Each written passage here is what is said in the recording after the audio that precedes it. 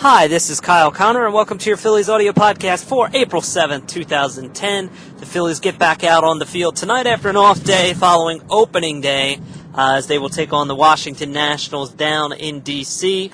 for Game 2 of this three-game set to start the 2010 season. Before we get on to tonight's matchup, though, just want to put a little bit of an epilogue on some of the fallout that's happened over the last day or so regarding opening day down in Washington. If you read any of the Washington papers, maybe a Nationals blog or fan forum here or there, maybe listen to a little bit of DC radio, there's actually been quite a bit of a backlash in regards to what took place down there. As I had noted on a prior podcast, I had guessed that about 65 to 70% of the fans in attendance at Nationals Park on opening day were Phillies fans that were either bussed in or made the drive down from the tri-state area or came down by their own accord. And they really showed a strong presence at Nationals Park for opening day. Well, apparently Nationals fans are not too happy about that, calling it one of the lower points in franchise history. As I noted on yesterday's podcast, the Nationals starting lineup got booed during the opening introductions. I mean, they booed Ryan Zimmerman when he won some type of on-the-field award, I think, that was presented to him. Phillies got a rousing ovation when they took the field and when they announced the lineups. So Nationals fans were not happy about that. A lot of angry emails into some of the local papers down there. A lot of people saying that they're done with the franchise. That again, like it's one of the low points in franchise history. My only response to that is, what was the alternative? I mean, do you really want an opening day where you only have 15 to 20,000 fans show up? Because that is the case right now for the Nationals. I mean, I'm sorry, but the team isn't playing particularly well. They haven't had a particularly good run since they moved to Washington.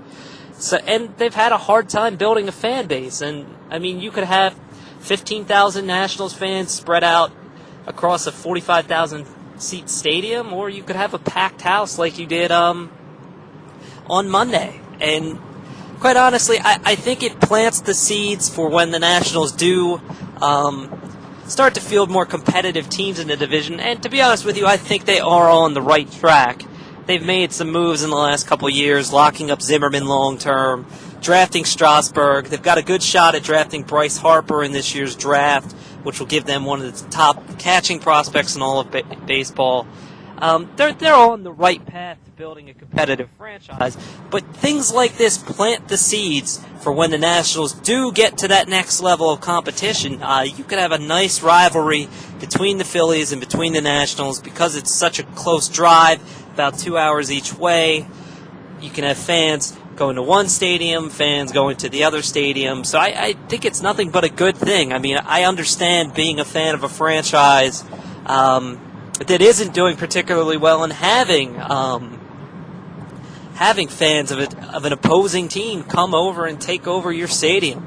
But you know what? It makes it that much more sweet when you finally get that retribution, however far down the line it comes. Just, I guess if you're a Nationals fan, you hope that that's somehow sooner than later. But enough of that. Let's move on to tonight's matchup. Cole Hamels taking on Jason Marquis. Obviously, Cole Hamels looking to bounce back from 2009. Statistically, he wasn't horrendous, but by his standards, he did have a pretty bad year. Looking at him this spring, I don't put much stock in his spring numbers. He did have a 6 ERA in 24 innings pitched this spring, but to be honest, he spent most of his preparation working on his curve and working on a cutter that he's going to feature both of those pitches this year. So, again, you can't put much stock in those numbers. I think he was predominantly doing work on those pitches. It'll be interesting to see how he works them into his repertoire tonight. Obviously, Hamels is known for his fastball changeup combo. I think his predictability kind of hurt him last year. He certainly seemed to notice the urgency of developing some other pitches to fall back on. So tonight will be a good insight into how he's going to work those into his repertoire, how often he's going to throw those in relation to his other two pitches, and it's certainly something to watch for in tonight's game. Hamels in his career versus the Nationals, 7-3 in 15 starts, a 2.30 ERA, 1.075 WHIP, averages more than a strikeout per inning. He's had nothing but great success against the franchise in his short career. Even last season when he did struggle, the Nationals weren't one of the teams he struggled against. 2-0 in 3 starts, 3.44 ERA last year. But that said, if the Nationals are going to steal a game in this 3-game set, I think tonight is the night for them to do that. As I mentioned, Hamels is going to be looking to work in these new pitches. He's going to be trying to figure out kind of on the fly how he's going to work those into his repertoire, how he's going to use them to put away certain hitters. So if you're a Nationals hitter in this lineup tonight, you got to be thinking swing early and swing often. You got to be thinking that you want to be aggressive at the plate. You want to jump on him early. You want to try and force him to either throw a cutter and a curve with not a lot of confidence because he hasn't had a lot of success yet with it, or you want to force him back into his hole of fastball changeup where he becomes a lot more predictable and you can sit on pitches. So if the Nationals want to get on the board for the 2010 season tonight, be aggressive at the plate, attack Hamels early in the counts, and put the pressure on him. For the Nats tonight, Jason Marquis takes the mound. Marquis has been a solid pitcher against the Phillies in his career. 15-13 lifetime. I'm sorry. He was 15-13 last year for the 2009 season. 4.04 ERA. That was with the Rockies. He went 216 innings. Obviously, Marquis is durable. And he's capable of going out there and throwing 6 innings, giving up 3 to 4 runs, and keeping the Nationals in the ballgame. Last year against the Phillies, these are the numbers I was looking for. Just 1 start, but he did get the win. Went 7 innings, gave up 5 hits, just 2 earned runs. And lifetime versus the Phillies, 19 games, 12 of them starts, 5-3 with a 4.38 ERA. So all the signs point to Marquis being a guy that can keep the Nationals in this game. In other words, you're not going to have a John Lannon type situation.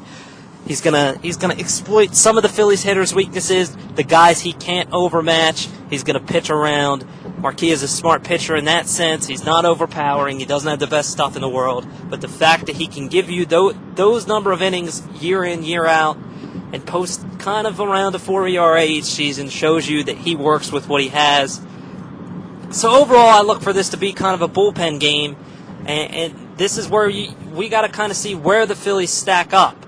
We saw a little bit of the bullpen on Monday, but not really enough, and not in any type of pressure situation to gauge where they are at this point. I fully expect to see Ryan Madsen on the mound if the Phillies have a lead, where it's a close game. We'll also get a look at Jose Contreras maybe tonight, which hold your breath, because let me put it this way. I didn't put a lot of stock in Cole Hamels' spring training because he was working on stuff. To my knowledge, Jose Contreras was not working on any new pitches, and he just got lit up like a pinball machine all spring. So that'll be interesting to see. We might get more of an extended look at Dennis Baez, who will probably be in the setup role. Bastardo they'll go to again late if they do need to get a left-hander out. So, again, I think this is a game that falls on the Phillies bullpen tonight. I think Hamels will give you kind of the same thing that Marquis will. I don't expect either guy to be particularly dominant in their first start here. For the Nationals, it's really a who's who of who's going to shut down the Phillies lineup. And I think as bad as the Phillies bullpen may look on paper right now, the Nationals bullpen looks infinitely worse. They're just throwing things against the wall, hoping that they can get a couple good relievers out of what they throw out there. So as long as the Phillies stay in the game, as long as they keep it close, I think they have a shot to pull this one out as well. But I wouldn't be shocked if the Nationals get this one tonight, because if they are going to get a game in this series, hitting Hamels seems like their best opportunity.